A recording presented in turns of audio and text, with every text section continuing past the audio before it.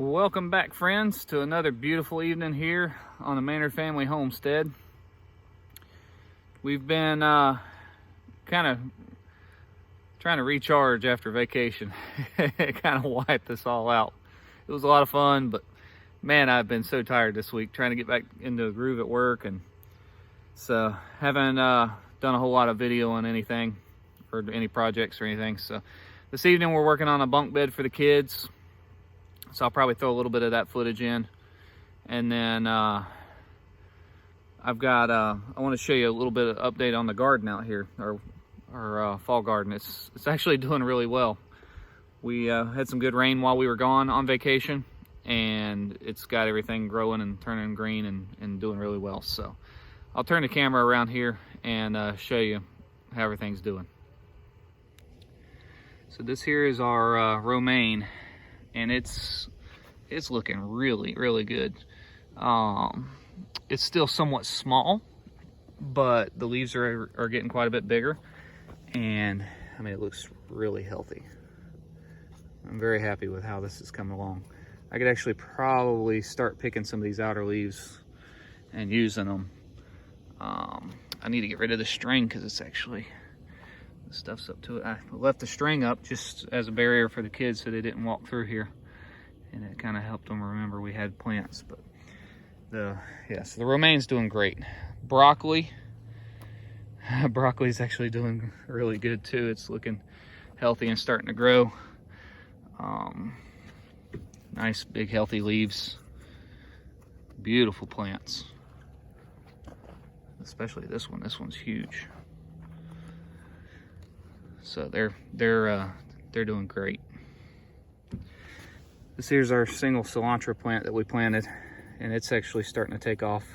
It was a little slow going in the beginning, but we've actually been using a little bit off of here because it doesn't take much cilantro to go a long way.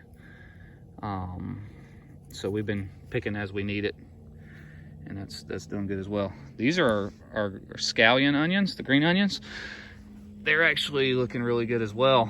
I may go ahead and cut some of these bigger ones off because I don't really care for them once they get real big like this. The best ones are the young tender green shoots here. So I'm gonna go ahead and cut some of these off so they're not just using up plant energy. These are the cabbage plants, and wow, they're doing great as well. Nice stout leaves, starting to get a little bit of the tighter formation around the center there. This is what these all are down and through here, and they're doing great. Beautiful plants. Celery's taking a little bit of time.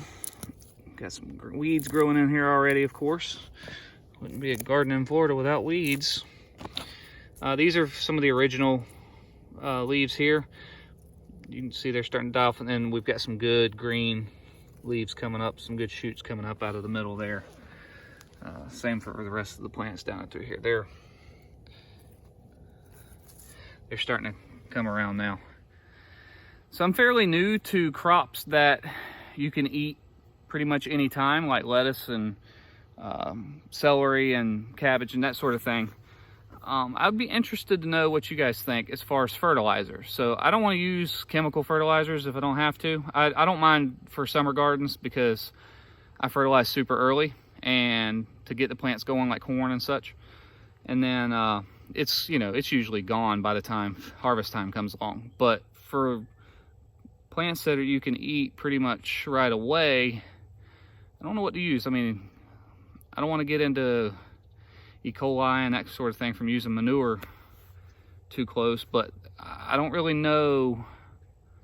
I'm open to suggestions. If you've got a good way of fertilizing plants like this, please drop me a comment below and let me know what you use. I want it to be safe for my family, but I feel that it's going to be needing more than just what's in our soil here. So yeah, I'd appreciate that if you guys would let me know what you use. Here's our sugar cane, and it is pretty much just about done for the season. We had a windstorm come through the week that we left for vacation, and blew a lot of this over.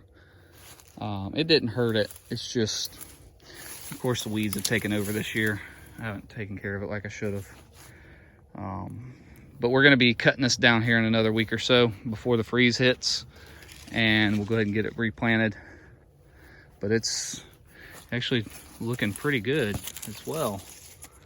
Nice healthy looking stalks, sugar canes. So I'll probably make a video on that when we do it, just showing, because all this whole, I planted it, this whole area right here this past year, just off of the 3 plants that I had before. So I was given, my brother-in-law gave me a shoot 2 years ago, and I planted that into 6 plants. 3 of them survived, and then that grew all of what you see here. So next year is going to be a huge crop. And I usually cut it in,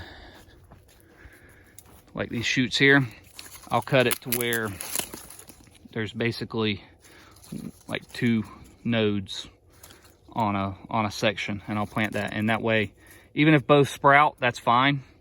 But you don't have, if you plant long shoots, you know, a lot of it'll sprout, but ideally you want to have, you know, just a couple per stalk that you plant, so it doesn't take all the nutrition away from the rest of it. You actually get more plants this way. So I'll do a whole video on that when that time comes. But it's it did good this year. I mean, you can see it's pretty tall, considering that it didn't it got knocked down by the cold beginning of the year. And then it just, we had a pretty rough rainy season this year. It didn't rain very much. But, well, I'm going to wrap this video up for tonight. Thank you guys so much for watching. I'll drop some footage of us building this bunk bed right after this. That way you can see that. It's just a simple bunk bed we're throwing together with some 2x4s we got. So, yeah, I'll throw that in there. We appreciate all the new subscribers we've gotten.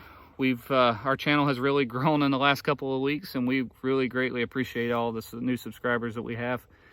Hope you enjoy our content, and we will see you on the next video.